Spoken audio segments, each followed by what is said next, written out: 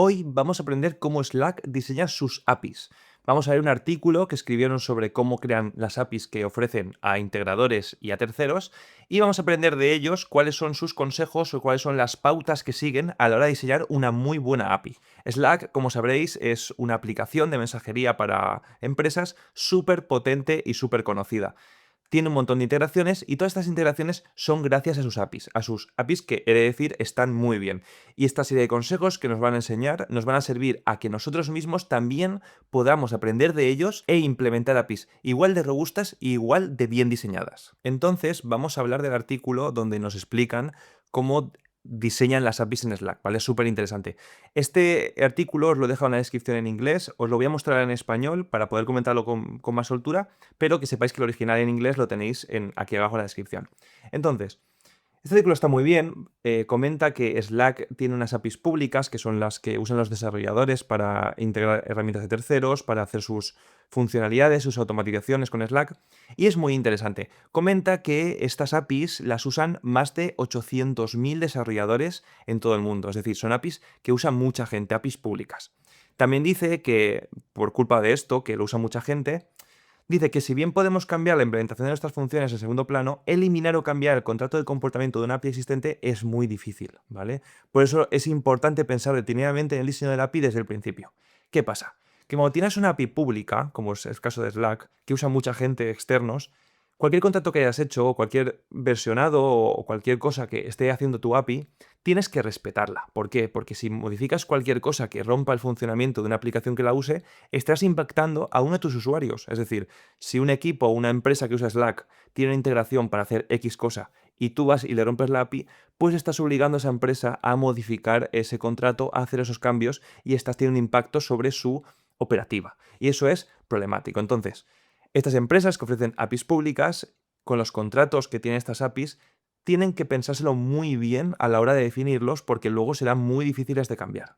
Luego también comenta que las APIs tienen que estar bien hechas y tienen que ser fáciles de utilizar.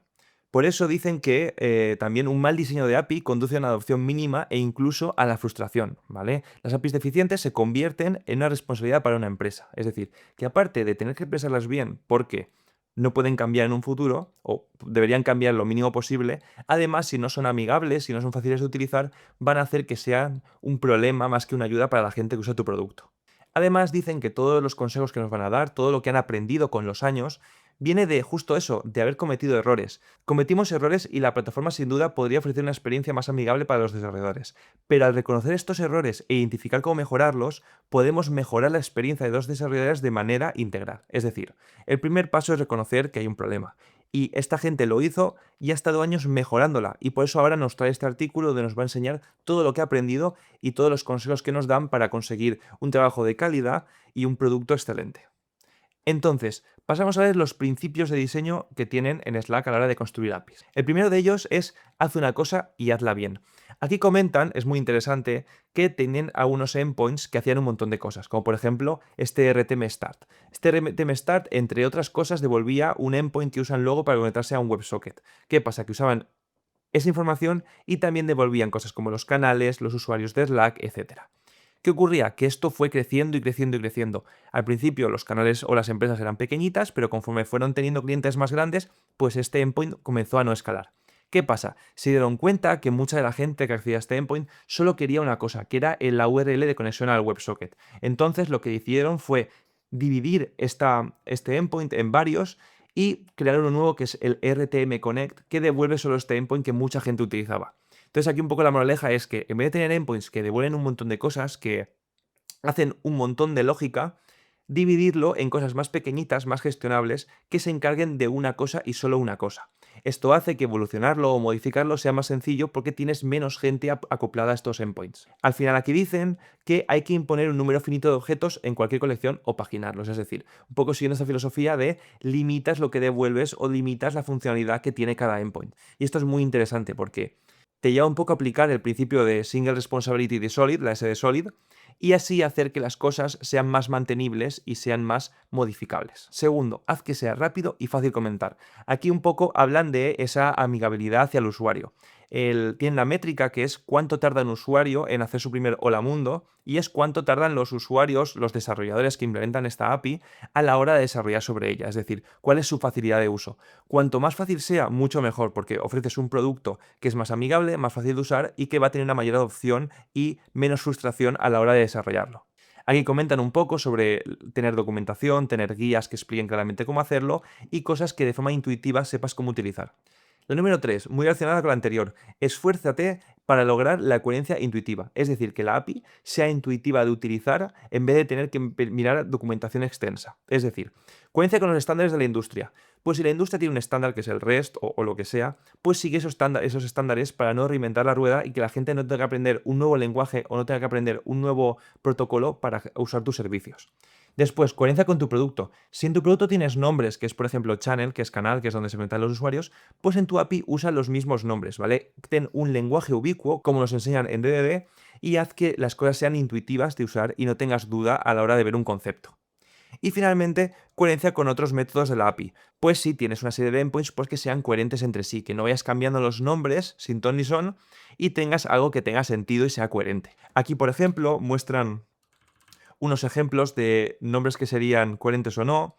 Pues si tenemos Times on Office Name, pues no usamos TZ o FName, no usamos abreviaciones, no usamos nombres que no tengan la misma coherencia que en otros endpoints. O por ejemplo, si tenemos un user count en algunos de los endpoints, pues no añadamos un num users o users counts en los demás. Seamos coherentes y usemos el mismo nombre para todo. Después, el cuarto consejo va un poco en esta línea, el de devolver algo coherente. Y aquí habla de los errores.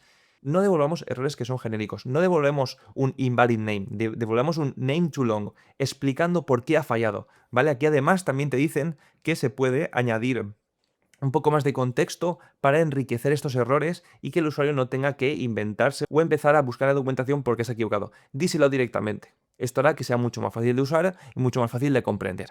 La quinta, diseño a escala y rendimiento. Hagamos que las APIs sean rápidas, ¿vale? Que no sean lentas. Hagamos que escalen. Aquí hablan de un problema que tuvieron, que tenían un listado de canales y nunca esperaban que los usuarios que tenían tuviesen más de X usuarios, más de X canales, lo que sea. ¿Qué pasa? Que empezaron a tener clientes muy grandes y estos endpoints empezaron a ir lentos. ¿Por qué? Porque no esperaban esta carga. Por lo tanto, lo que dice es que pienses un poco en escala, pienses en performance e incluso te llega a dar unas sugerencias como que no nestes colecciones grandes o que pagines siempre, ya que es un consejo que puede evitarte problemas en el futuro. Y luego la sexta va relacionada con lo que hemos comentado al principio, con lo que si cambias algo puedes afectar a muchos usuarios, y es evitar cambios disruptivos. Tienes que intentar que tus APIs sean estables, que no hayan cambios cada 2x3 y que los cambios vengan avisados con mucho tiempo. Es decir, si hay muchos usuarios que usan este endpoint que quieres modificar, avísales con bastante tiempo para que puedan migrar a los nuevos o para que puedan hacer las modificaciones que son necesarias. No hagas cambios todo el rato y de última hora, porque eso va a impactar a tus usuarios de forma negativa. Aquí hay una frase que me gusta mucho, que dice que la filosofía que tienen es que lo que funciona ayer debe funcionar mañana.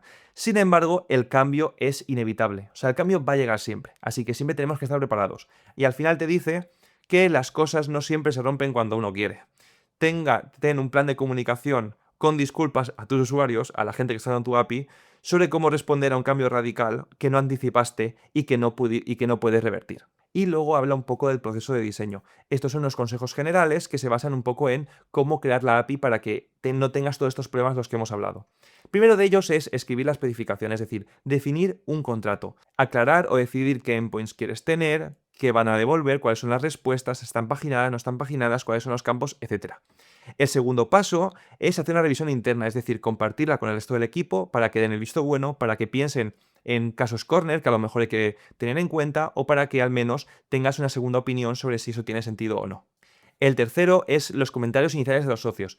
Esto se puede aplicar tanto a APIs externas como a APIs internas. Si tienes una API que expones a terceros, pues les preguntas, oye, ¿esto te viene bien? Y si tienes una API interna de tu empresa que expones a otros equipos, pues vas a hablar con esos equipos y obtienes su feedback. Les preguntas, oye, ¿este cambio en la API te va a venir bien? ¿Cómo podemos orquestar este cambio para que sea más fácil para todos? Y esto es muy importante porque al recibir este feedback vas a hacer que los problemas en el futuro se reduzcan. Con esto también se acompañan las pruebas beta. Una vez hayas implementado un nuevo endpoint, puedes empezar a integrarlo con un socio o un equipo. Es decir, imagínate que estás dentro de tu empresa y tienes un endpoint que vas a servir a un montón de equipos. Pues coge a alguien y dile, oye, ¿puedes probar esto por adelantado para darme tu feedback sobre cómo funciona, sobre el performance y si te acopla? Y una vez validado esta beta, pues ya empezar a distribuirlo al resto de equipos o de socios de terceros que tengas.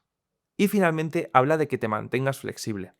Todo no se puede controlar. Es decir, que si tienes que romper las reglas que tú mismo has puesto, pues sé flexible y hazlo porque a veces es necesario. No tengas miedo de cambiar un nombre o dejar algo como no te gustaría si eso ayuda a mantener la compatibilidad con versiones anteriores para clientes, a conseguir nuevos clientes o a tener a desarrolladores más contentos. Así que ser flexible es un consejo que también dan y que es muy relevante. Así que un poco cerrando, nos quedamos con todo lo que nos cuentan aquí en Slack sobre cómo diseñar APIs. Unos muy buenos consejos y un método que podemos seguir a la hora de crear APIs y que nos van a ayudar a crear APIs más robustas, más consistentes y más fáciles de usar para nuestros usuarios, cosa que hará que estén todos más contentos y usen más nuestro producto. Así que espero que os haya gustado, os dejo el original en inglés en la descripción y si os ha gustado, dale like, suscribiros y nos vemos en el próximo vídeo.